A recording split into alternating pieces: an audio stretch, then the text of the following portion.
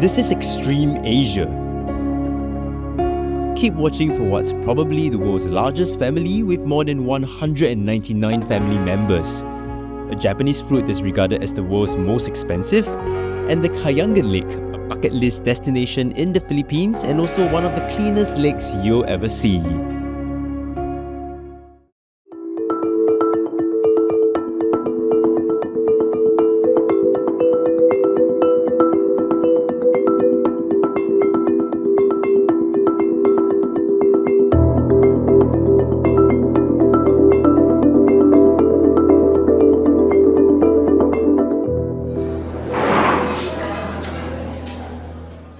This looks like a busy restaurant packed with customers, but it isn't. This is what mealtimes look like in the Ziona family dining hall.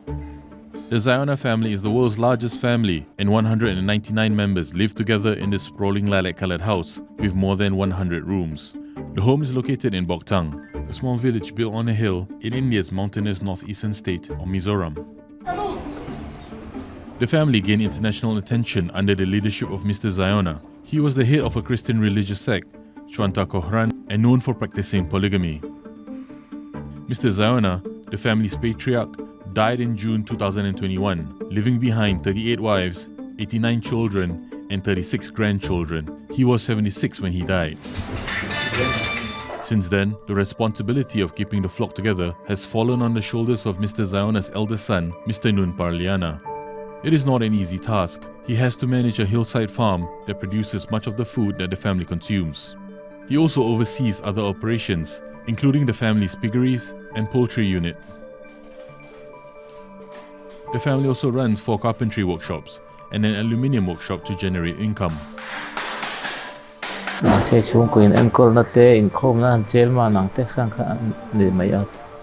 A key factor in the family's size and its appeal to the outside world was Mr. Ziona's belief in polygamy.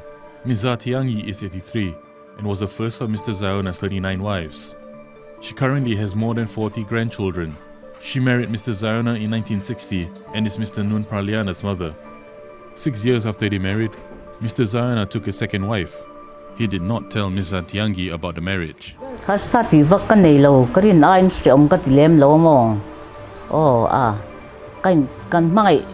Thì về dễ thôi mấy mà khop mấy nè thôi mà thôi cái này lẹng riêng đòn lẹ mấy là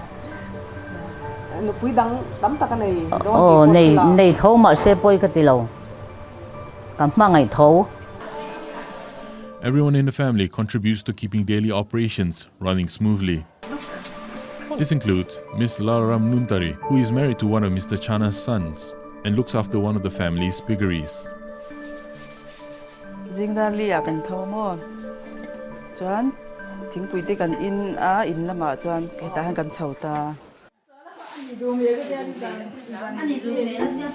Back at the house, some women from the family are busy sorting and cleaning rice. They can clean as much as 4 to 5 sack loads of rice in one sitting of about 5 hours.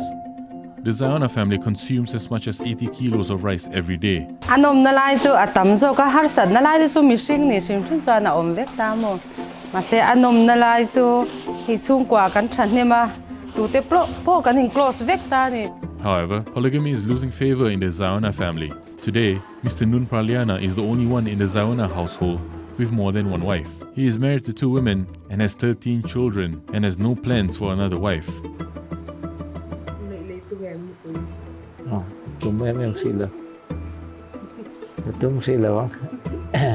Some in the family have said that no one else could emulate Mr. Ziona's level of polygamy. A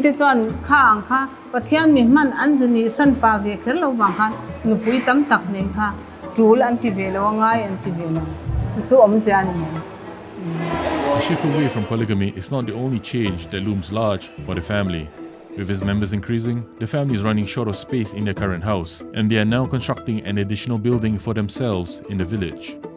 Children are also choosing to study away from the village and are taking up roles other than those traditionally held by the Ziona family, roles such as farming and carpentry. Ms. Hiriati, married to one of Mr. Ziona's grandsons, gave birth to her son on June 4, 2023. Akakatu tlachop ang zel dito. Heta po kan link care lang may thayam mo akakatu at tlachop zel ang dito mo. Khang te khatu dam te kan om te ni chan le kha ten zir chho yang mo kakatu an mo an ma ni du thanna te po ani leng chu an lo chang le an mo an ma ni thu ang te po ni leng chu. With 2,600 members in the sect, Mr. Ziona's influence and legacy will continue to permeate the village where they live for some time to come. Medyo ma tabi chun engki ma am mingkang sa tunang malak thar chum chung la ko ama kan da na teng te po anya ama enkol tha kan chon tha stadium te po kan da enkol zui je la ta nitlang pui mai.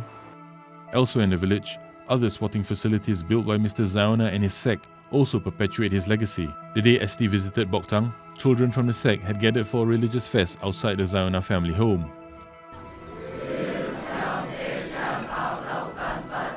The sect's new generation prayed together outside the Ziona family home, aptly called Chuan Tarun, or House of the New Generation. In Chuka, there who come, Pena, traveling here, Lamania. Chu soi thei ngot chuang lo kan lo in ngai nat sa na khan mai lo in u nau chung kat sa na Tôi đang hiện in hình ring, ring em. ngai mo chen de ring don na me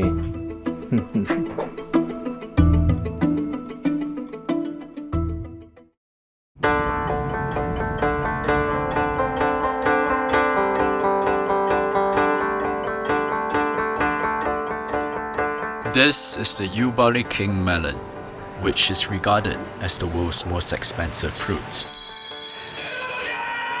A pair of melons sold for 3.5 million yen in the season's first auction on May 25, 2023, or 34,000 Singapore dollars at the time. This is the second highest winning bid on record, below the 5 million yen set in 2019. Behind these prices is a startling fact. The fruit is grown in Japan's only bankrupt city, Yubari, which is less than 1 hour by car from bustling Sapporo. Yubari was once a prosperous coal mining town, but now it has no train service and is full of abandoned buildings and empty streets. Just 6,500 people live in an area the size of Singapore. The city declared insolvency in 2007 after raking up billions of yen in debt, though it will exit bankruptcy by 2027.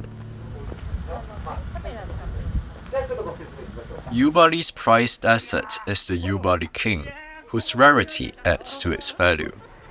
Outside the first auction, one fruit can fetch at least 5,000 yen on the market. これは将来にわたって夕張が何としても守り抜かなければならない、宝物ですよね。で、そういう意識でこれからも守っていきたいのです。Growing these fragile melons is difficult to master, and with issues like aging and a lack of successes, there are just 92 farms cultivating the crop today. Among them is Mr. Hiroki Takeoka, who succeeded his parents and now has 30 years of experience under his belt. やっぱりネット早い時期は特に難しいし、5月出荷のメロンっていうのはやっぱり灯油だとか暖房を焚いてやるんですごい難しいし、寒いから日照もないので、北海道は特に日照がないからそれが難しい。メロンはある程度高温作物なので、それを高温じゃない時期に作るのででも今年は苦戦してますよ。やっぱりこの天気のなんか悪い時といい時の差が激しすぎてメロンが疲れちゃってますね。What's more, given its geographical indicator status, the fruit can be grown only in Yubari, its seeds kept under the strictest protection. The Yubari King is in season for just 3 months a year, and upon harvest, the fruit ripens within 3 days when left at room temperature. This makes shipping logistics a challenge, not just overseas, but also within Japan. Each melon is thoroughly inspected for perfection, including its sugar content and the intricacy of its mesh pattern, and then given 1 of 4 grades: exceptional, superior, excellent, and good. Those that fail to make the cut are used to make processed Yubari melon flavored items. いや、一応目指すところは上位等級を目指しますけど、なかなか作ろうと思って作れるものじゃないです。若干形が崩れてるなと思ったら、やっぱり上位等級は狙いにくい。だから上位等級狙いやすいのがついた時は、ちょっとネットを一生懸命やってみたり、ちゃんとそういう工夫はしますね。かける努力っていうか。石黒千尋、柚木ゆかり、JA 夕張市。To broaden its appeal, Yubari this year collaborated with Vocaloid characters and even introduced non-fungible tokens or NFTs to the world of agriculture for the first time in Japan. でもなんか夕張メロンと似てるなっていうふうに思ってきたんですよ。夕張メロンって商標登録取った北海道マークのシール貼ってるんですよね。本物の夕張メロンにはそのシール貼ってますっていう。で NFT っていうのはそのデジタルデータの、本物、唯一性を証明するものだと思うんですよね。The spirit of trying out different things is pervasive, as residents look forward to the day Yubari exits bankruptcy. Ono Farm grows melons, but not of the Yubari King variety. 僕は夕張メロンは、夕張キングっていう品種なんで、やっぱキングが一番ピラミッドの頂点にいるべきだとはもちろん思ってるんだけど、キングがいるからこそピラミッドを支えるいろんな品種のメロンを夕張でチャレンジしていって、メロンの町夕張にしたい。The local high school is using the city's bankruptcy as a case study for students. There are also newcomers who see Yubari's potential. Mr. Masaru Noda, a former personal trainer, moved from Sapporo in 2021 after COVID-19 forced him to close his gym business. He has 5 children, which is a rarity in depopulating Japan, let alone Yubari. He founded Restart Yubari, which aims to help solve the city's problems one at a time. オンラインに全ての仕事を切り替えて、子供たちを中心とした生活にシフトができれば面白いというか、幸福なのかな、幸福度が上がるのかなと。唯一こう財政破綻した町っていうのも僕と似てるな。僕もそのフィットネススタジオがダメになって4000万ほどの借金を抱えてリスタートしないといけないっていう時に、同じような境遇似てるな、なので僕もこの夕張からリスタートを切ることで夕張のためになればいい。 The rebirth of Yubari, after it clears its debt in fiscal 2027, will be an example for the revitalization of Japan's rural regions. But come what may, it is certain that the city's best known asset, the Yubari King, will have a big role to play.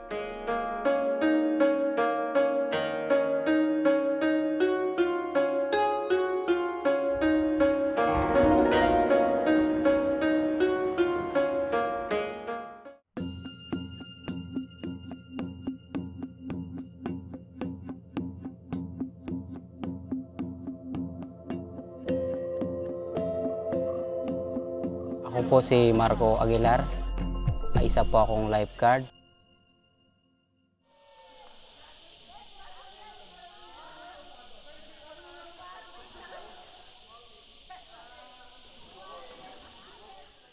Pagising ko, umaga, magkakape muna ako. Pagtapos ko kape, hawak na ako ng walis. Habang pataas dito sa binabantayan ko dito, nagwawalis na ako, namumulot na ako ng basura.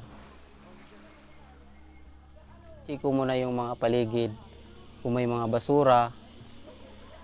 Pagtapos niyan, sisid na ako dito sa mababaw. Hanggang doon kung saan sila nakakarating.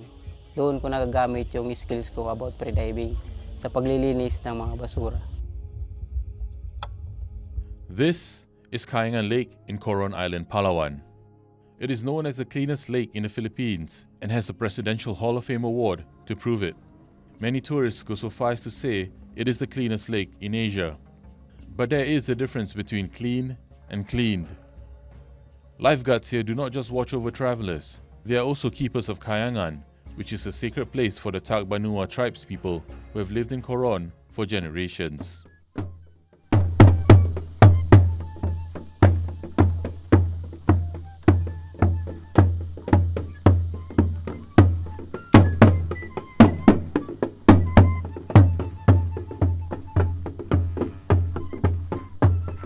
Kasi po doon sa aming mga ninuno, sinasabi nila na may mga sagradong lugar o sagradong panyaan, tawag nila, na yun po ay pinagbabawal talaga ng aming mga ninuno. Dahil may, sabi ng mga matatanda namin, may mga delikadong espiritu na naniniraan dito sa mga kasagradoang lugar.